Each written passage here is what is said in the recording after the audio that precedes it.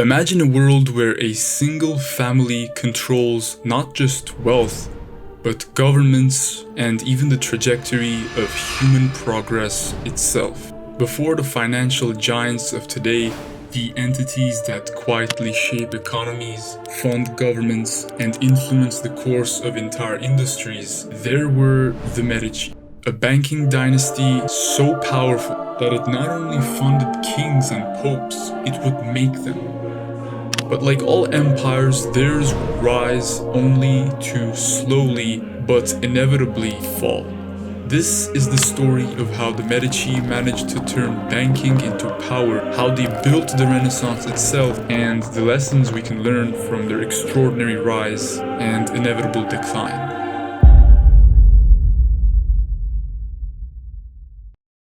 The Medici family's roots trace back to the early Middle Ages. Their surname was derived from the Italian word Medici, meaning physicians. The first significant ancestor of the Medici was Giovanni Medici, born around 1360 in Florence.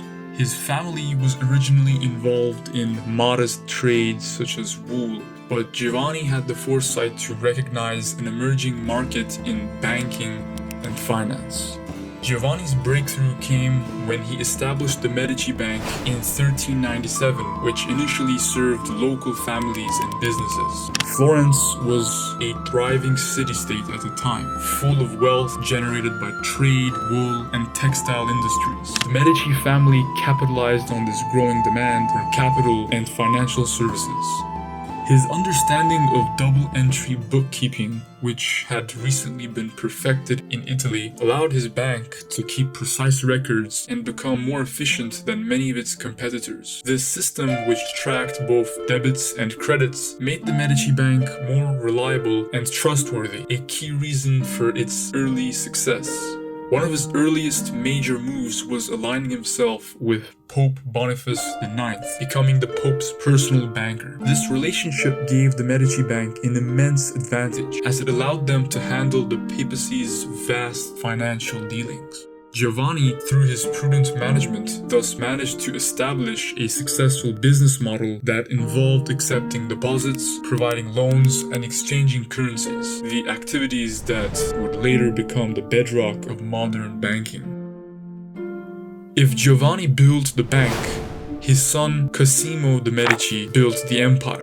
Cosimo de' Medici, known as Cosimo the Elder, took the family's power to unprecedented heights. Born in 1389, Cosimo inherited his father's wealth and expanded it by making savvy political alliances and supporting the church.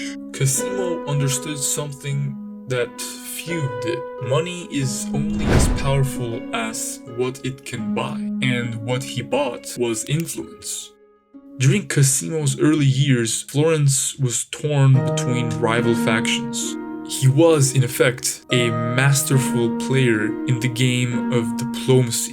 He controlled the government not by ruling outright, but by making sure every key figure owed him something. Under Cosimo's leadership, the Medici Bank grew rapidly, with branches established in cities such as Rome, Venice, and even London. Their wealth allowed them to lend to European monarchs, financing wars, and even influencing political outcomes in other states. But the Medici didn't just fund wars and politics. They invested in something even greater: a legacy.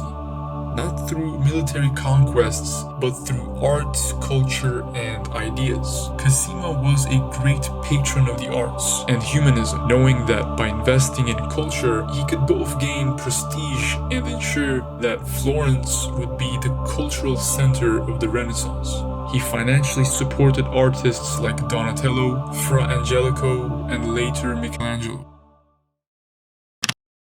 However, as we all know, power is never permanent, and the Medici's decline can be traced to several key moments and decisions. But it began in earnest with the passing of Lorenzo de' Medici, known as Lorenzo the Magnificent, In 1492, Lorenzo had been the cornerstone of Medici power, serving as an effective ruler of Florence and a patron of the arts. This event created a leadership vacuum that proved difficult to fill.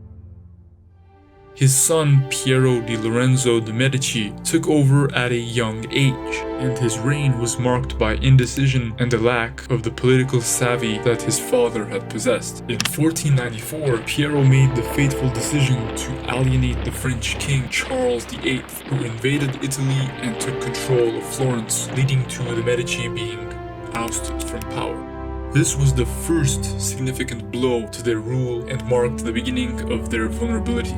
Although they would eventually return to power, it was clear that the Medici dynasty was no longer as invincible as it had once been. Another key factor in the Medici family's decline was the absence of strong heirs to continue the dynasty.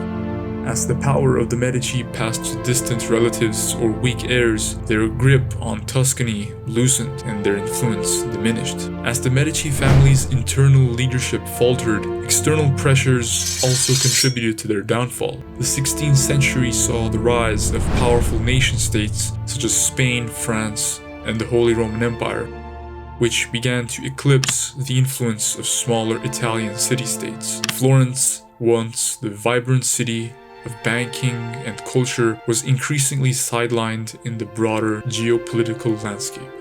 By the end of the 16th century, the Medici's downfall seemed inevitable. With the passing of Gian Gaston de' Medici, the last of the Medici Grand Dukes, the family's rule over Tuscany came to an end and the region passed to the House of Lorraine, marking the final chapter of Medici rule. The Medici family's rise and fall is a story of ambition, innovation, and the unpredictable nature of power. From humble banking origins, they managed to shape one of humanity's most important epochs, the Renaissance. Not only did the Medici create a dynasty, they contributed their part in perfecting the blueprint for power. And that blueprint is still being followed even to this very